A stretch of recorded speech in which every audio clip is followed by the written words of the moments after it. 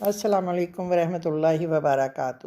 اعوذ باللہ من الشیطان الرجیم، بسم اللہ الرحمن الرحیم۔ حج و عمرہ کے احکامات کے بعد اب یہاں انسانوں کو اسلامی میزان اور اسلامی معیار کے مطابق تولا اور پرکھا جاتا ہے۔ اللہ تعالیٰ مسلمانوں کو انسانوں کی قدریں بتاتا ہے اور ان کے مطابق مختلف لوگوں کی قیمتیں متعین کر کے دکھاتا ہے۔ بتایا جاتا ہے کہ لوگوں کے دو گروہ ہیں۔ ایک گروہ وہ ہے جو صرف دنیا حاصل کرنا چاہتا ہے، اسے حصول دنیا کا بہت شوق ہوتا ہے، یہ لوگ آخرت کا ذکر تک نہیں کرتے۔ دوسرا گروہ وہ ہے جو اللہ تعالیٰ سے دونوں جہانوں کی بھلائی کے طلبگار ہوتے ہیں، وہ بھلائی کو اللہ پر چھوڑ دیتے ہیں۔ اللہ ان کے لیے جو بھلائی اختیار کرے وہ مختار ہے، اور یہ لوگ اس کے اختیار پر راضی ہیں۔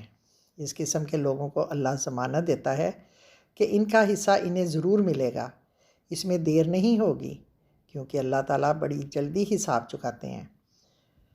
اس کے بعد پھر پکارا جاتا ہے، اے لوگو جو ایمان لائے ہو، داخل ہو جاؤ اسلام میں پورے کے پورے۔ یہاں اہل ایمان کو بلایا جاتا ہے ایمان کے لقب کے ساتھ، صفت ایمان کے ساتھ، جو انہیں بہت ہی پیاری ہے، جو انہیں امتیاز بخشتی ہے، انہیں اوروں سے ممتاز بناتی ہے، جو ان کے اور ان کے رب کے درمیان واحد رابطہ ہے۔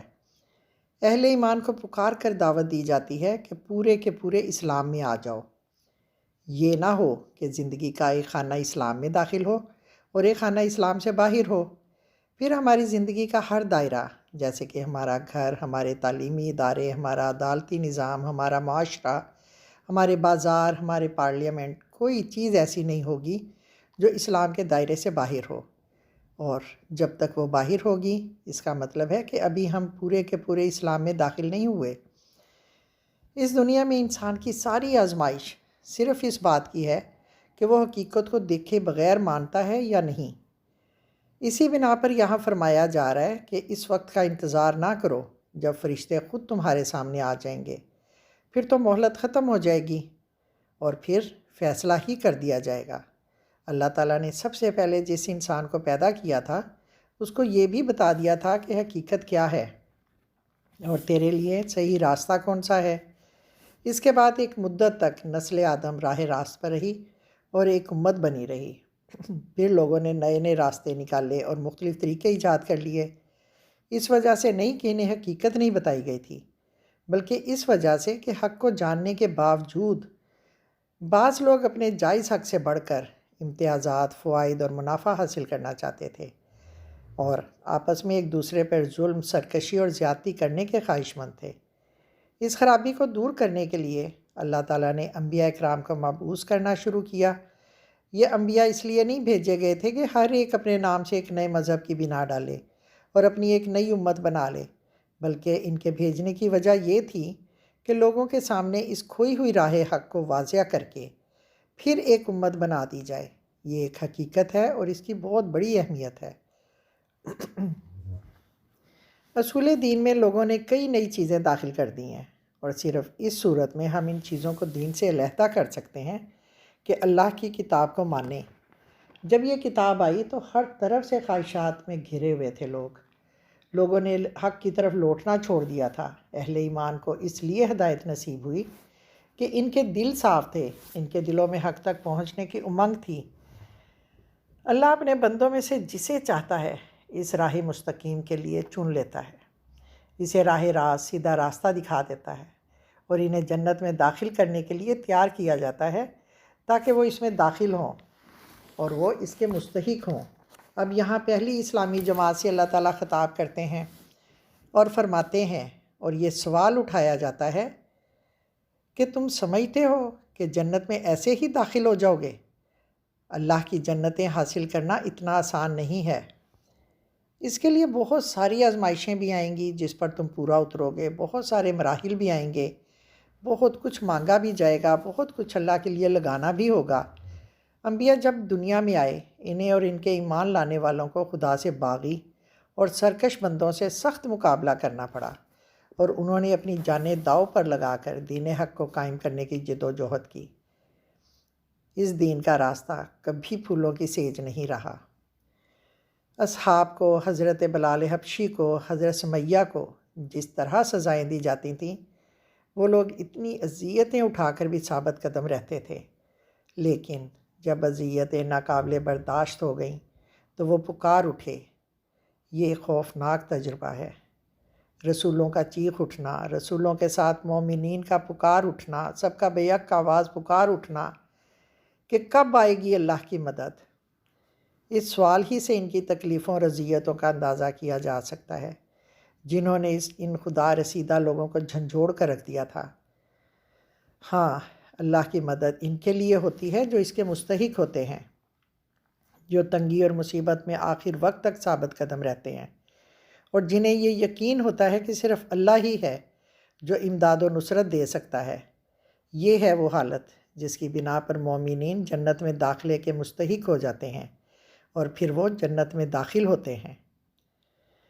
صرف اللہ کی طرف رخ کریں، پھر دیکھیں کہ کس طرح اللہ کی مدد آتی ہے، پھر دیکھیں کہ انعامات کی بارش کس طرح ہوتی ہے۔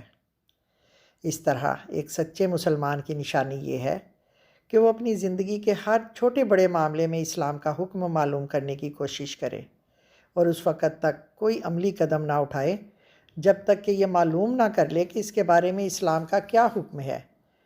جس چیز کو اسلام برقرار رکھے وہ اس کا دستور اور قانون بن جائے، اور جسے اسلام ترک کر دے وہ اس کے لیے ممنوع اور حرام ہو جائے۔ اسی لیے بعض مسلمانوں نے سوال کیا تھا کہ وہ کیا خرچ کرے، تو اس کا جواب دیا گیا، والدین پر، رشتہ داروں پر، مسکینوں پر، یتیموں پر، مسافروں پر خرچ کرو۔ مسلم میں ایک روایت ہے جس میں حضور پاک صلی اللہ علیہ وآلہ وسلم نے ایک شخص سے کہا، پہلے اپنے نفس سے آغاز کرو اور اس پر صدقہ کرو، اس سے بھی زیادہ ہو تو اپنے اہل و عیال پر خرچ کرو، اگر پھر بھی کچھ بچ جائے تو رشتہ داروں پر خرچ کرو۔ یہ خرچ کرنے کی ترتیب بتا دی گئی۔ اللہ تعالیٰ نے حکم دیا کہ پہلے اپنی ذات کے لیے بقدر کفایت سامان مہیا کرو۔ اللہ تعالیٰ نے انسان کے کھانے پینے کی پاک چیزوں کو جائز قرار دیا، اسے ترغیب دی کہ وہ ان پاک چیزوں سے لطف اٹھائے، البتہ یہ پابندی لگا دی کہ عیاشی اور غرور سے دور رہے۔ انفاق و صدقہ تو تب شروع ہوتا ہے جب انسان بقدر کفایت اپنی ضروریات پوری کر لے۔ رسول اللہ صلی اللہ علیہ وآلہ وسلم فرماتے ہیں، بہترین صدقہ وہ ہے جو ضروریات پورا کر کے دیا جائے، اور اوپر کا ہاتھ نچلے ہاتھ سے زیادہ بہتر ہے، اور شروع اپنے خاندان سے کرو۔ یہ حقیقت اللہ تعالیٰ کے علم میں تھی کہ انسان سب سے زیادہ اپنے قریبی افراد، اپنی اولاد سے اور اپنے ماں باپ سے محبت کرتا ہے۔ اس لیے اللہ تعالیٰ نے انسان کی ذات کے بعد ان افراد کو مستحق قرار دیا کہ وہ ان دولت کا کچھ حصہ ان پر خوشی اور رضا کے ساتھ خرچ کرے۔ اس کے بعد اپنے قریبی رشتہ داروں کی مدد کرنے کا حکم دیا گیا۔ اس سے امن و محبت میں اضافہ ہوتا ہے اور آپس میں تعلقات اور رشتہ اور مضبوط ہوتا ہے۔ اپنی ذات اور قریب و دور کے رشتہ داروں پر خرچ کرنے کے بعد اگر کچھ بچ جاتا ہے تو اسلام کا حکم یہ ہے کہ کمزور لوگوں کی مدد کی جائے۔ ایسے لوگوں میں یتیم پہلے درجے میں آتے ہیں، جو چھوٹے بھی ہوتے ہیں اور کمزور بھی۔ پھر مساکین کا درجہ ہے، جن کے پاس اخراجات کے لیے کچھ بھی نہیں ہوتا، لیکن وہ اپنی شرافت اور اپنی سفید پوشی کی وجہ سے کسی کے سامنے ہاتھ نہیں پھیلاتے۔ پھر مسافروں کا نمبر آتا ہے، جن کے پاس مال و دولت اگر ہو بھی تو وہ اپنے گھر سے دور ہوتے ہیں، اس لیے ان کے لیے مال و دولت کے حصول میں رکاوٹیں ہوتی ہیں۔ اسلام اس بارے میں خوشحال لوگوں کی رہنمائی کرتا ہے کہ وہ ایسے نادار لوگوں پر خرچ کریں۔ اس کے بعد اسی سوال کا جو دوسرا جواب دیا گیا وہ سوچنے کے قابل ہے کہ وہ پوچھتے ہیں کہ کیا خرچ کریں، تو کہو کہ جو ضرورت سے زائد ہو۔ اب ہماری ضرورت سے زائد کیا ہے؟ اگر آپ اس کا جائزہ لیں تو کتنی ساری چیزیں ایسی تھیں جو پہلے ضرورت لگتی تھیں، اب نہیں ہیں۔